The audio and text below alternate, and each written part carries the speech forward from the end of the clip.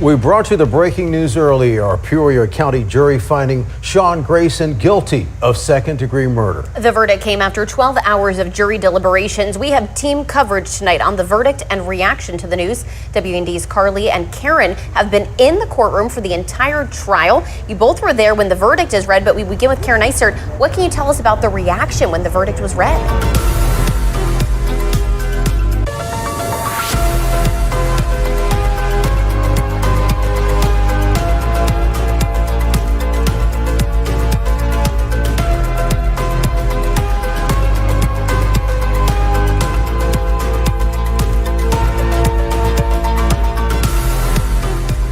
Good afternoon and welcome to CVM News at noon. It's Thursday, October 30. I'm Giovanni Dennis. It's another special edition of News at noon as we continue to track Melissa, the aftermath of the most destructive hurricane to hit Jamaica.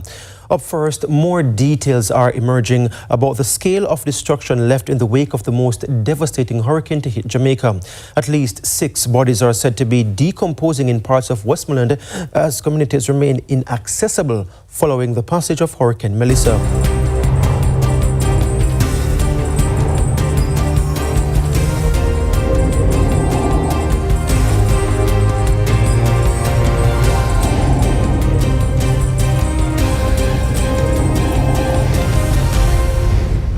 This is WPTV News at 5.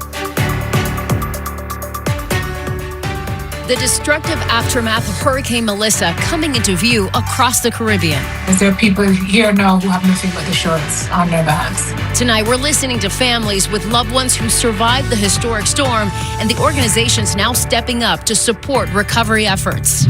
Plus, sorting through the latest interest rate cut just announced by the Federal Reserve, we're piecing together why the Fed says the decrease was needed. And highlighting the heroic efforts of police on the Treasure Coast following an hours-long search for a missing woman. We're showcasing the dramatic new video of the late-night rescue. Good evening. Thanks for joining us. First tonight, Hurricane Melissa holding steady as a Category 2 storm as it continues its destructive trek across the Caribbean. The storm now taking aim at parts of the Bahamas after sweeping across Cuba and Jamaica. West Palm Beach's waterfront gets into the Halloween spirit. The event tomorrow. Timing out a cold front just in time for Halloween. What to expect for trick-or-treating. Start your day with WPBF 25 News Mornings. It's 10 p.m. on Wednesday, October 29th. I'm Shannon Sims. A student charged with felony possession of child pornography is still attending class at Wilmot High School. Well, tonight, upset parents took their anger to the school board. Our children are safe. I guarantee that. Because I'm a pedophile when my son sold me. More of what those parents had to say and how the board responded. That was my little brother. I miss him. Now I have to pick up the pieces and keep going. It's been over a month now since a Milwaukee man was shot and killed on the city's far north side. Still no one in custody. We share his sister's search for justice. He's charged with killing a Canadian tourist. What happened today when Luis Cruz Burgos appeared in a Sheboygan courtroom? Making progress is all we can do, and I think we're close to the day. The work a Brookfield teen is doing to find a cure for Alzheimer's and the motivator behind his mission. More stories, more local voices, more reporters where you live. This is TMJ4 News at 10. He's a good person, and he didn't deserve what happened to him. That's Lakeisha Reed. She's talking about her brother, James Jordan III. He was shot and killed last month after a long day of work while walking to the bus stop near Titonia and Good Hope. Now, over a month later, police continue to search for the person responsible. But today, his family shared their grief and their search for justice. Well, right now it's day 30 of the federal government shutdown, and lawmakers are running out of time to pass a spending bill before millions of Americans lose food share benefits. Plus, what a new Marquette Law School poll is revealing about the Wisconsin governor's race and how voters are feeling. More reporters where you live, covering every corner of Southeast Wisconsin. This is TMJ4 News Today. Good morning. It is 6 o'clock here on October 30th. No, this is not a new Halloween costume for TMJ4. This is our new look. You might notice some refreshed graphics and a little brighter music this morning, and we hope you enjoy our little rebrand, our little refresh. Yeah, you had mentioned this earlier. We redesigned with the viewer in mind, so hopefully you all like it. Yeah. Coverage you can count on. KOAT Action 7 News at 6 starts right now. The government shutdown hits day 30 with no end in sight, meaning federal food assistance is set to run out this weekend. And on the heels of the government's announcement yesterday with a $30 million commitment, the city is now adding its help. Faith Urbano has details. Temperatures on the cold side, already some upper 40s and lower 50s around the area. It will be a chilly Halloween night for trick-or-treaters. We'll talk about that into the holiday weekend in just a few minutes. LSU's football implosion reportedly claims another casualty. First the head coach, now the athletic director may be out. Be fine, and then I'd start walking for 10-15 minutes and I couldn't breathe again. And a ninth ward couple climbs the highest mountain in Africa to spread awareness about a disease affecting 1 million Americans. Tonight, the harrowing and inspiring story of their climb and the disease that now impacts their every step. Now, from New Orleans' most watched news, Fox 8 Local First starts now. Good evening, I'm John Snell. And I'm Meg Gatto. We're about to get hit with the coolest blast of air so far this fall season. Just in time for trick-or-treating, Bruce Katz has your first alert.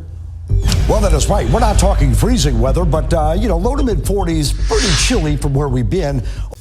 Right now at 10. A shutdown stretching on with SNAP benefits at risk and employees out of a job for nearly a month. The push here at home to provide help to those impacted. An undercover online operation targeting child predators put 7 people behind bars. The shocking details and warning to other predators still lurking in the community. I'm not going to say the ship is all the way in the harbor just yet. A battle continues to brew over short-term rentals in New Orleans as the city cracks down. Why some say it's bringing relief, while others argue it's unfair. WDSU News at 10 starts right now. I can tell you right now, Scott Woodward is not selecting the next coach. Hell, I'll let Donald Trump select it before I let him do it. All right, and you know what? The governor was right. Breaking news right now at 10, LSU Athletics Director Scott Woodward is out. The university says that they have parted ways, and it comes after Governor Jeff Landry was critical of him yesterday and his involvement in hiring the next head football coach. Sports anchor Sharif Ishak is here now with what's been a hectic 24 hours for the Tiger football program, and that's to say the least. Sharif? Let me just say this. I think sports fans in this entire area need a massive break and some positive news because it has been just awful. I know. Tonight at 11, the government shutdown continues and SNAP benefits on hold starting next month, where families in South Carolina can now turn for help. Plus, the verdict is in. A former Illinois deputy found guilty in the shooting of Sonia Massey. The charge jurors chose and why the victim's family isn't happy. And the future of the Savannah Civic Center is in the community's hands. What comes next and how to share your feedback before important decisions are made. WJCL 22 News at 11 starts right now. Good evening. I'm Shannon Royster. I'm Greg Coy. We're going to give you a live look outside at Broughton Street because that is where the SCAD Savannah Film Festival is taking place. Connecting our communities with stories that matter. This is a WRTV update. Tens of thousands of Hoosiers who rely on SNAP benefits will lose access to those benefits on Saturday due to the ongoing shutdown.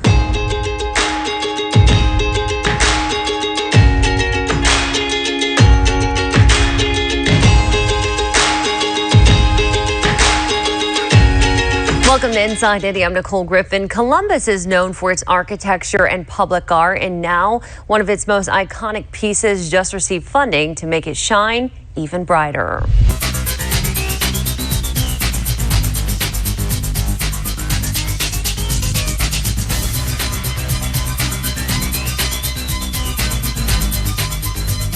Three air assets of former Congressman Sal Dico being sought by government no longer in the country. Later on in the program, we'll discuss the latest developments in the flood control corruption saga with Father Wilmer Tria of the Trillion Peso March movement. Former Supreme Court Associate Justice Antonio Carpio raises the possibility of the ombudsman reviving the dismissal case of Senator Joel Villanueva. And U.S. President Donald Trump and Chinese leader Xi Jinping meet in South Korea for crucial trade talks. Hi, I'm Carmina Constantino. Dateline Philippines begins right now. Thanks for joining us. For those of you watching us on YouTube and on Facebook, nice to have you with us today. Topping the midday news, Senators Jinggoy Estrada and Joel Villanueva deny any involvement